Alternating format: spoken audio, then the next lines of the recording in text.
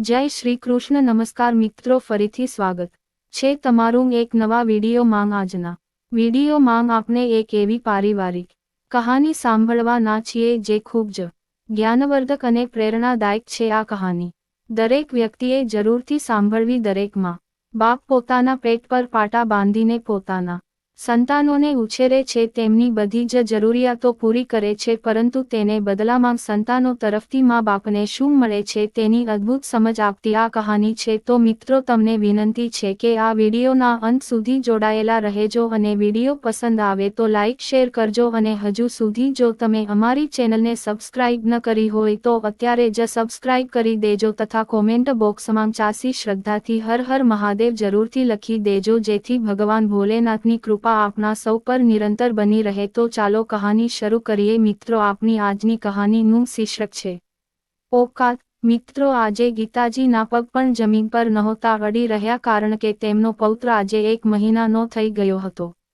અને તેમના જન્મ પ્રસંગે તેમના પુત્ર અને પુત્રવધુએ તેમના ઓફિસના મિત્રો અને આજુબાજુના લોકો માટે એક પાર્ટીનું આયોજન કરવામાં આવ્યું હતું ગીતાજી મહેમાનોનું સ્વાગત કરવા મજબૂર હતા અને રસોડામાંથી મહેમાનો માટે ગરમાગરમ ચા લાવી રહ્યા હતા ત્યારે અચાનક તેનો પગ રસોડાના દરવાજાની ફ્રેમ સાથે અથડાયો અને ગીતાજીના હાથમાંથી ચાની ટ્રે સરકી ગઈ અને તેને બહુ મુશ્કેલીથી પોતાને પડતા બચાવ્યા પણ એ દરમિયાન થોડી ચા તેની સાડી પર ઢોળાઈ ગઈ અને તેનો ડાઘ પડી ગયો એ જ સમયે તેની વહુ પૂજા આવી અને પૂછ્યું કે શું તમને દુઃખ થયું છે થોડું ધ્યાન રાખવું જોઈએ ને ગીતાજીની પુત્રવધુ આવીને બૂમો પાડવા લાગી હું તમારી કેટલી કાળજી રાખું છું મેં તમને મારી મોંઘી સાડી પહેરવા માટે આપી અને તમે તેને બગાડી નાખી આ સાડી મને મારી માતાએ આપી હતી શું તમને ખબર છે આ સાડી કેટલી મોંઘી હતી તમને તો કપડાં પહેરવાની પણ પરવા નથી હોતી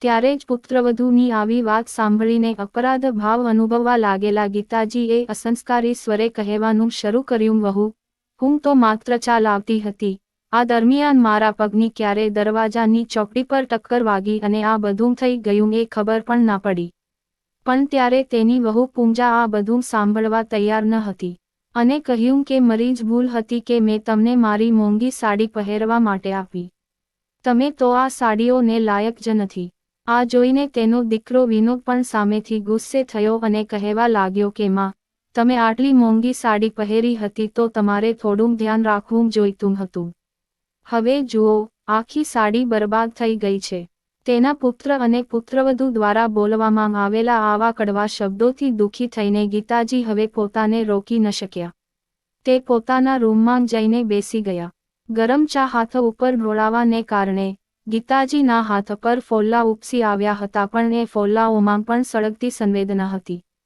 તેના પુત્ર અને પુત્રવધુના તીક્ષ્ણ શબ્દોએ તેમના હૃદયને જેટલું દુઃખ પહોંચાડ્યું હતું તેટલું તેમને નુકસાન નહોતું થયું ગીતાજીની આંખોમાંથી લગાતાર આંસુઓ વહેતા રહ્યા તે વિચારવા લાગ્યા કે તેને તેના પુત્ર અને પુત્રવધુના ઘરે આવ્યા ને હજુ તો 2 જ મહિના થયા છે અને આ દરમિયાન તો તેણીએ તેના માટે શું ન કર્યું તે સવારથી સાંજ સુધી ઘરમાં એક પગે ઊભી રહીને કામ કરતી હતી થાકીને તેણે ક્યારેય આરામ પણ ના કર્યો તો પણ પુત્રવધુએ આ બધું જોયું નહીં અને આજે તેની સાડી પર થોડા ડાઘ પડ્યા હતા તો ત્યારે તેણે બધાની સામે મારી ઇજ્જત કેવી રીતે બગાડી આજે તે એ દિવસે ખુશ હતી જ્યારે તે ખુશીથી તેના પુત્ર અને પુત્રવધુની સલાહ માનીને તે તેના ઘરે ગઈ હતી વાસ્તવમાં લગભગ 2 મહિના પહેલા જ્યારે પૂજા માતા બની હતી તે મારો પહેલો દિવસ હતો અને એક દિવસ વિનોદ વહેલી સવારે ઓફિસ જવાની તૈયારી કરી રહ્યો હતો ત્યારે જ પૂજા આવી અને તેની પાસે બેઠી અને કહ્યું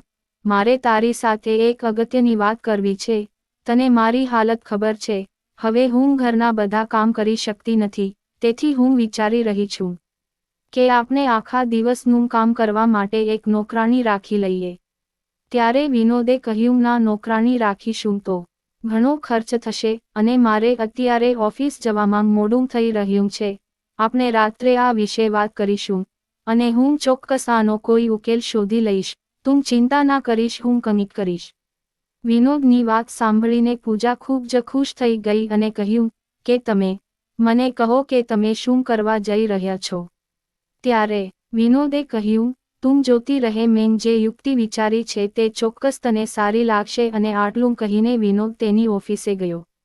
રોજની જેમ વિનોદ નીકળ્યો કે તરત જ પૂજાનો મોબાઈલ રણક્યો અને પૂજા તેની માતા સાથે લાંબો સમય વાતો કરતી રહી. સાંજે વિનોદ પાછો આવ્યો ત્યારે તેણે કહ્યું, પૂજા, મેં એવું વિચાર્યું છે કે આપણે ઘરના કામ કરવા માટે મારી માતાને અને પિતાજીને અહીં બોલાવી લઈએ તો માં તારું સારી રીતે ધ્યાન રાખશે અને ઘરનું કામ પણ સરળતાથી થઈ જશે. આ સાંભળીને પૂજા ચોંકી ગઈ અને કહેવા લાગી કે તમારી માં અને બાબુજી અહીં રહેશે ત્યારે કેટલો ખર્ચ થશે તેમ વિચાર્યું છે તમે? એ પૂજા, તારે ચિંતા કરવાની જરૂર નથી. માતા ઘરના બધા કામ સારી રીતે કરશે અને સાથે સાથે આપના બાળક અને તરો પણ સારી રીતે ખ્યાલ રાખશે. આ સાંભળીને પૂજાએ ગર્વ સાથે કહ્યું, અરે હા, મારી માએ પણ એવું જ કહ્યું હતું. મારો મતલબ કે માનો ફોન આજે આવ્યો હતો તે પણ એ જ કહેતી હતી કે તારી સાસુને પૂરો સમય આપવો જોઈએ. એટલે 6 મહિના માટે એમને તમારા ઘરે બોલાવો તો તે ઘરના કામથી લઈને બાળકોની સંભાળ રાખવા સુધીના તમામ કામો કરતી રહેશે. પણ વિનોદ, માતા તો ઠીક છે, પણ અહીં બાબુજીનું શું કામ છે? તેમને ગામડે જ રહેવા દો, અહીં આપણે તો ફક્ત માતાની જ જરૂર છે. ત્યારે જ વિનોદે કહ્યું, પૂજા, તું સમજતી નથી કે આટલા લાંબા સમય સુધી માં અહીં રહે તો બાપુજીને ખાવા પીવામાં તકલીફ પડે અને જો બાપુજી અહીં રહે તો બહારના બધા કામ, શાકભાજી, દૂધ લાવવાનું, રાશનની ચીજ વસ્તુઓ લાવવાનું એ બધું કામ પપ્પા કરશે અને પછી તું એ કેમ ભૂલી જા છો કે તેમને પેન્શન પણ મળે છે? જ્યારે તે આ ઘરમાં રહે છે ત્યારે તે તેનું પેન્શન પણ આ ઘરમાં જ ખર્ચશે. ત્યારે વિનોદે કહ્યું કે જ્યારે બાપુજી નિવૃત્ત થયા ત્યારે તેમને પેન્શન મળ્યું હતું. નિવૃત્તિ પર સારી રકમ અને પૈસા મળ્યા હતા. તે રૂપિયાનું તેમને એફડી બનાવ્યું હતું. હવે તે એફડી પણ પરિપક્વ થવાની છે. જ્યારે બાબુજી અહીં આવશે ત્યારે હું તેમની સાથે આ પૈસા વિશે વાત કરીશ. પછી આપણે એક મોટું મકાન ખરીદીશું અને શાંતિથી જીવીશું. પછી પૂજાએ કહ્યું, પણ પછી એવું ના થવું જોઈએ કે ક્યાંક મારી સાસુ અને સસરા કાયમ માટે અમારી સાથે રહેવા આવે. હું એમની સાથે બિલકુલ નહીં રહી શકું. એટલે વિનોદે કહ્યું, અરે પૂજા, તું ચિંતા શા માટે કરે છે? એકવાર પૈસા હાથમાં આવી જાય પછી તું કહે તેમ કરીશ અને તું કહે એવું જ થશે. વિનોદના આ શબ્દો સાંભળીને પૂજા આનંદથી કૂદી પડી અને છત તરફ જોઈને બોલી, તો પછી રાહ શેની જુઓ છો? ફોન કરો તમારી માતાને, તે ઝડપથી અહીં આવી જાય. હા હા. આટલું કહી વિનોદે તેની માતાને ફોન કર્યો અને કહ્યું, માતા, પૂજાની તબિયત સારી નથી, 8મો મહિનો ચાલી રહ્યો છે. હવે ઘરનું કામ પણ થતું નથી અને અહીં નોકરાણી પણ ઉપલબ્ધ નથી. માતા, એક કામ કરો ને, તમે અને બાપુજી થોડા સમય માટે અહીં શહેરમાં આવી જાવ ને. દીકરાની આ વાત સાંભળીને ગીતાજીએ કહ્યું, ઠીક છે દીકરા, હું આ વિશે તારા પિતા સાથે વાત કરીશ. આટલું કહીને ગીતાજીએ ફોન કટ કરી દીધો. જ્યારે ગોપાલદાસજી સાંજે ઘરે આવ્યા ત્યારે ગીતાજીએ તેમને કહ્યું, સાંભળો, તમારા પુત્રએ ફોન કર્યો હતો કે તેની વહુની તબિયત સારી નથી. તેની ડિલિવરી આવતા મહિને થવાની છે અને તે કોઈ દવા લેવા સક્ષમ નથી, તેથી જ તેને અમને બોલાવ્યા છે.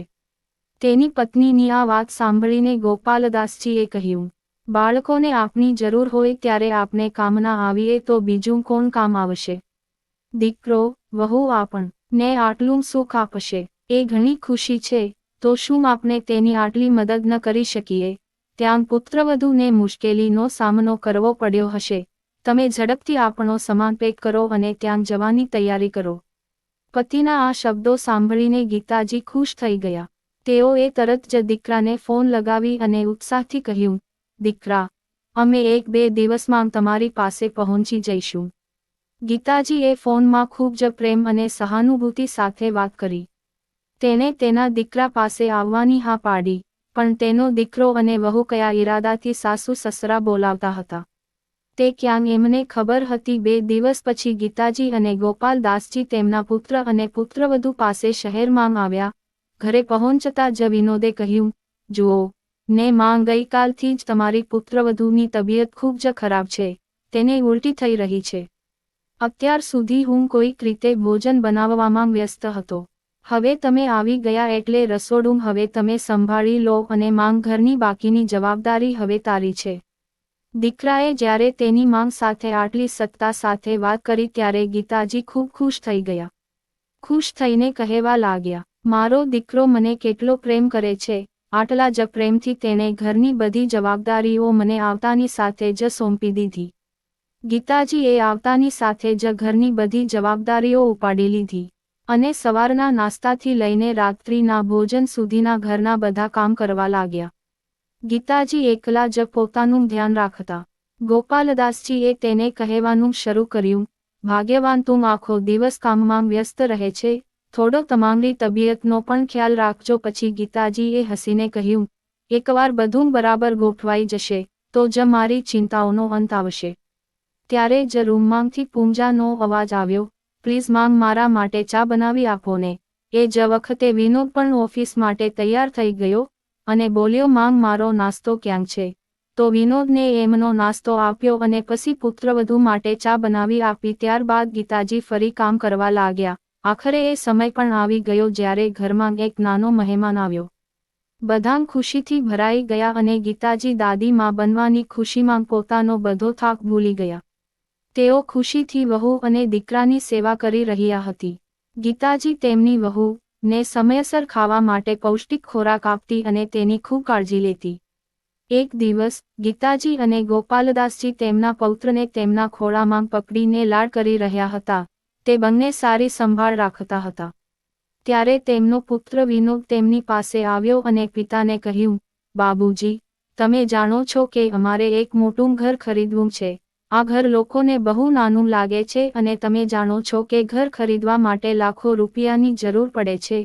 ત્યારે ગોપાલદાસજીએ કહ્યું, દીકરા, આમાં શું વાંધો છે? મારી એફડી આવતા મહિને પરિપક્વ થવા જઈ રહી છે. હવે આ ઉંમરે અમારે પૈસાની શું જરૂર છે? જે પૈસા આવે છે તે તમે રાખી શકો છો. આ વાત સાંભળીને વિનોદ ખુશ થઈ ગયો.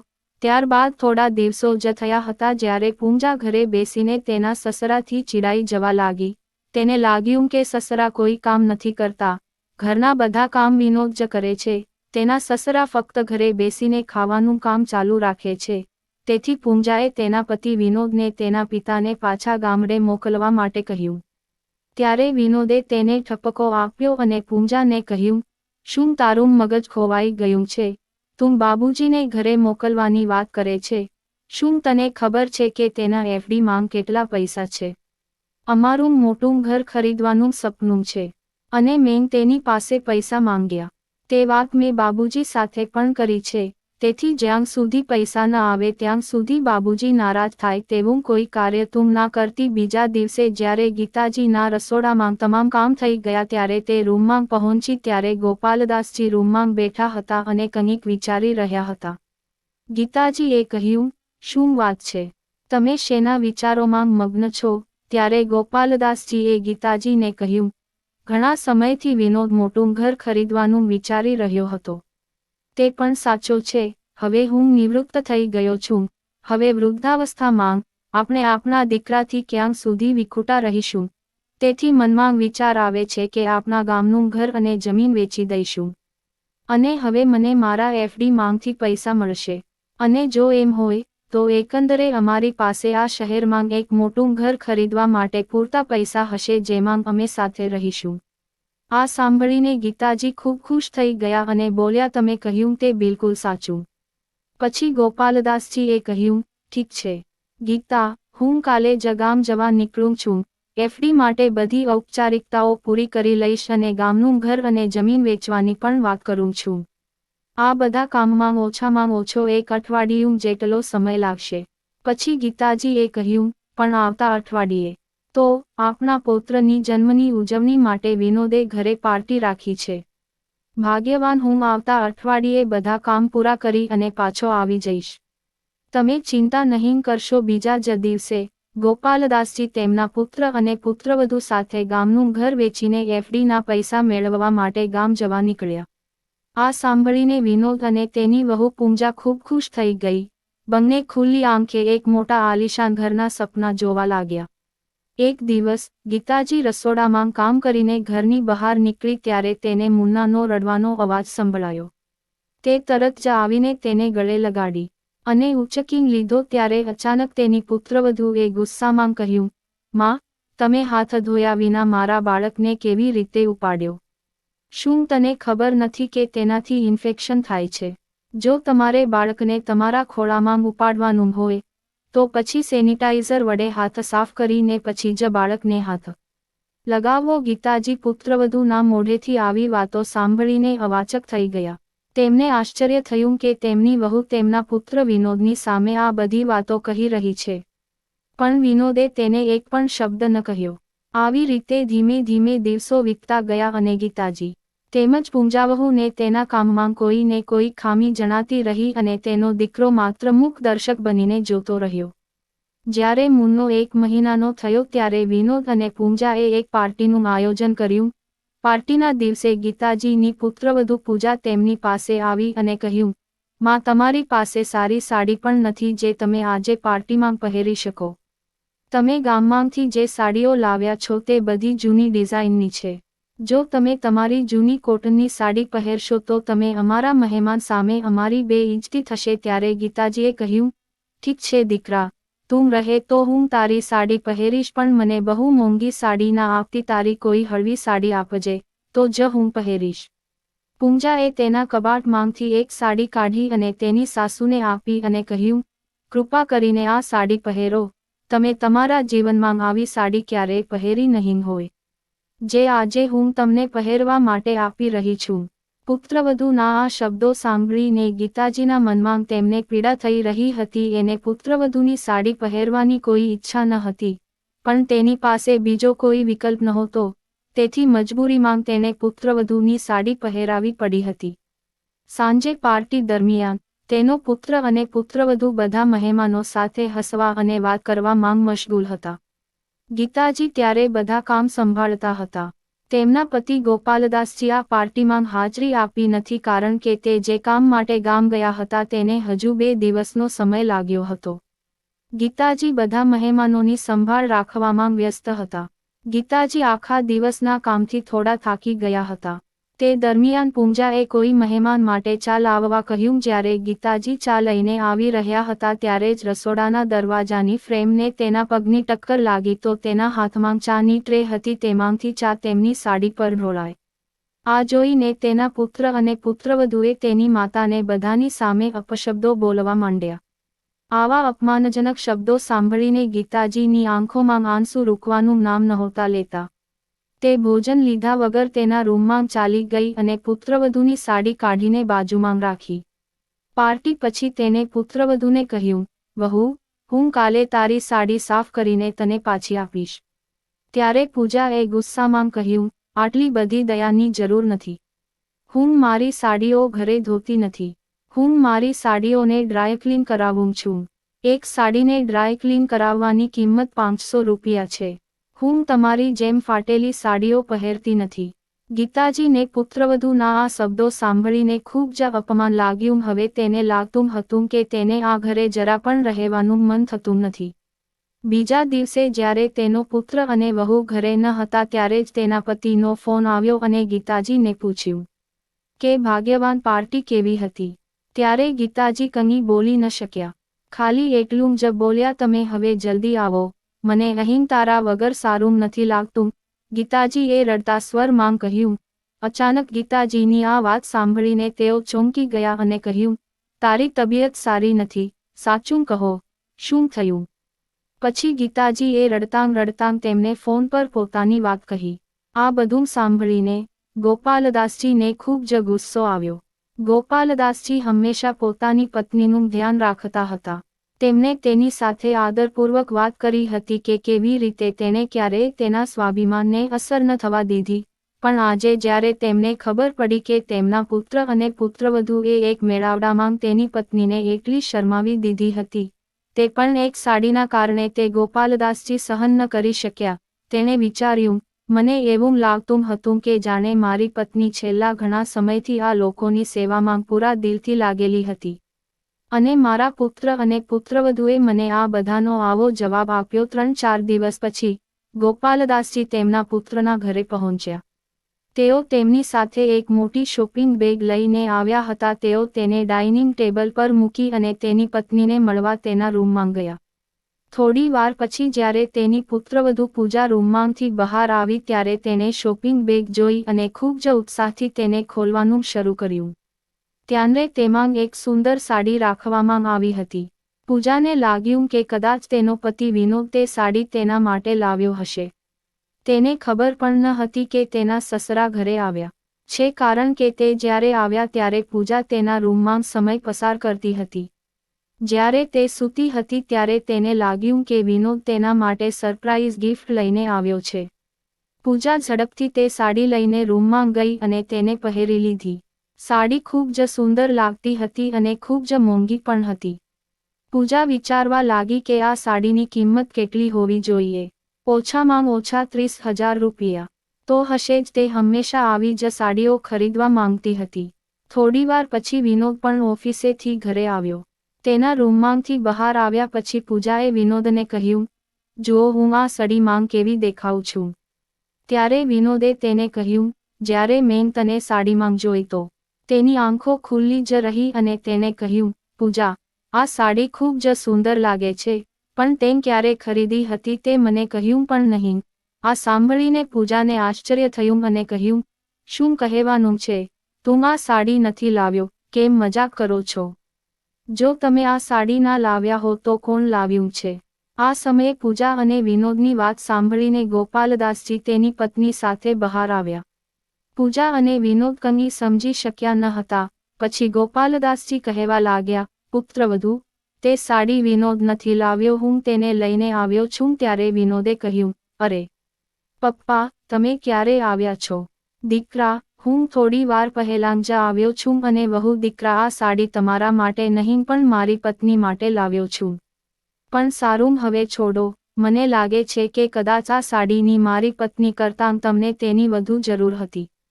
હું જાણું છું કે તમારી પાસે ઘણી બધી સાડીઓ હશે, પણ હું ખાતરીપૂર્વક કહી શકું છું કે તમારી પાસે એક પણ આવી મોંઘી સાડી નહીં હોય. સસરાની આ વાત સાંભળીને પૂજાના આખા શરીરે આગ લાગી ગઈ. તેને લાગ્યું કે તેણે આ સાડી પહેરીને કોઈ મોટી ભૂલ કરી છે. તે તરત જ ગુસ્સામાં રૂમમાં ગઈ અને કપડાં બદલી નાખ્યા. તેણે સાડી એક જગ્યાએ મૂકી, શોપિંગ બેગ લઈને પાછી લાવી અને ડાઇનિંગ ટેબલ પર જ તેને રાખવાનું શરૂ કર્યું. ત્યારે ગોપાલદાસજીએ કહ્યું, આની કોઈ જરૂર નથી, વહુ. હવે તમે આ બધું રાખો, કારણ કે મારી પત્ની હવે કોઈની ઉતરેલી સાડી નહીં પહેરે. તે આવી હજારો સાડીઓની માલિક હશે. ગોપાલદાસજીની આ વાત સાંભળીને તેમના પુત્ર વિનોદે તેમની સામે પ્રશ્નાર્થ નજરે જોયું. તે તેના ચહેરા તરફ જોવા લાગ્યા. ત્યારે ગોપાલદાસજીએ કહ્યું, તેને કેમ નવાઈ લાગી, દીકરા? પછી તેણે બેગમાંથી કેટલાક કાગળો કાઢ્યા અને વિનોદના હાથમાં આપ્યા અને વાંચતા વાંચતા કહ્યું, અમારા ગામને શહેરથી જોડતા રસ્તા પર મેં મારી પત્નીના નામે ઘણી બધી સાડીઓના શોરૂમ ખરીદીને રાખ્યા છે. પૂજાને તેના સસરા તરફથી આ સાંભળીને આઘાત લાગ્યો અને વિનોદ આ સાંભળીને ચોંકી ગયો. તેને ગુસ્સો આવ્યો, બાબુજી, આ શું છે? તમે અમારા ઘર માટે પૈસાની વ્યવસ્થા કરવા ગયા હતા. તમે મને વચન આપ્યું હતું કે તે પૈસા તમે મને આપશો, તો પછી આ બધું શું છે? હા દીકરા, પણ તે પહેલાં મેં મારી પત્નીને વચન આપ્યું હતું કે હું તેને પૈસા આપીશ, હું તેને સન્માનજનક જીવન આપીશ, અને આજ સુધી મેં કોઈને તેનું અપમાન કરવાનો અધિકાર આપ્યો નથી. અને કૃપા કરીને એવું ન વિચારો કે મારી પત્ની મોંઘી સાડીઓ પહેરી શકતી નથી. મારી પાસે સારી નોકરી હતી અને હવે હું પેન્શન પણ મેળવું છું, પરંતુ તે એકમાત્ર ગીતા છે. તે હંમેશા સાદું જીવન જીવવા માંગતી હતી, તેથી જ તેણે ક્યારેય મોંઘી સાડીઓ ખરીદી નથી. તેને તેના બાળકોના શિક્ષણ માટે પૈસા ખર્ચવાનું વધુ સારું લાગતું હતું, તેથી જ તેમણે ક્યારેય પોતાની જાત પર વધુ પૈસા ખર્ચ્યા નથી. અને દીકરા વિનોદ, એમણે કદી સપનામાં પણ વિચાર્યું નહોતું. જે બાળકો માટે આપણે આખું જીવન બલિદાન આપ્યું છે એ જ બાળકો આપણને આ દિવસ બતાવશે. અરે, અમે તો અમારા ગામનું ઘર અને જમીન વેચીને બધું તને સોંપી દેવાનું અને તારી સાથે રહેવાનું વિચારતા હતા.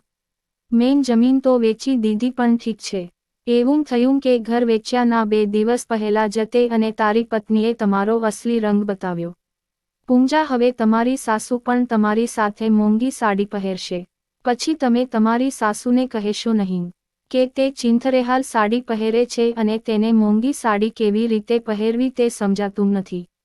ગોપાલદાસજીના મોઢેથી આ જવાબ સાંભળીને પૂજાને આવું લાગ્યું કે કોઈએ તેને થપ્પડ પણ માર્યા વિના તેના ગાલ પર જોરથી થપ્પડ મારી દીધી હતી. પૂજા અને વિનોદ તેમના પિતાની વાતનો કોઈ જવાબ શોધી શક્યા ન હતા. ત્યારે ગોપાલદાસજીએ કહ્યું, ચાલો ગીતા, તું તારી વસ્તુઓ બાંધી લે, હવે અમારી પાસે છે. અહીં રહેવાની જરાય જરૂર નથી, અમે આજે જ અમારા ઘરે જવા માટે નીકળી જઈશું. અમે અમારા ઘરે ખૂબ સારી રીતે રહી શકીએ છીએ. જતી વખતે ગોપાલદાસજી વિનોદ પાસે કાગળો લઈ ગયા અને કહ્યું, દીકરા, તારી માતાએ તને ઉછેર્યો છે ખૂબ લાડથી. તેને તારા કોઈ શોખમાં કોઈ કમી નહોતી રાખી, પણ તેને ખબર ન હતી કે એક દિવસે જ દીકરો તેની મજાક ઉડાવશે. માફ કરજો દીકરા, તું જીવનમાં આગળ છે. તું મોટો થયો છે, પણ તું એ જ વસ્તુ પાછળ છોડી ગયો છે જેના કારણે તું અહીં સુધી પહોંચ્યો છે. વહુ તો વિચિત્ર ઘરમાંથી આવી હતી, પણ તારી માનો સંઘર્ષ તેમ તો જોયો હતો. અરે, એક જ સાડીએ તને ખુશ કરી દીધો હતો. આટલી સદીઓ સુધી તમારી માતાને ખુશ કર્યા હતા, તો તમને કોઈ ખ્યાલ પણ નહીં હોય. આજે વિનોદ અને પૂજા તેના હાથમાં આવીને ગામ જવા રવાના થયા. ગાડી શરમથી જમીન પર આગળ વધી રહી હતી. બંને તારી આગમાં સળગતા ઊભા રહી ગયા. નિષાદ, કોઈએ સારું કહ્યું છે, માતા પિતાની તકલીફને ક્યારેય અવગણશો નહીં. તો મિત્રો, તમને આ કહાની કેવી લાગી કૃપા કરીને અમને કોમેન્ટ કરીને જણાવો અને પસંદ આવી હોય તો વિડીયોને લાઇક તેમજ તમારા અન્ય મિત્રો સાથે શેર કરજો અને ચેનલને સબસ્ક્રાઇબ કરવાનું ભૂલશો નહીં. હવે મળીશું એક નવી કહાની સાથે. ત્યાં સુધી તમામ મિત્રોને જય શ્રી કૃષ્ણ. રાધે રાધે. ખૂબ ખૂબ આભાર.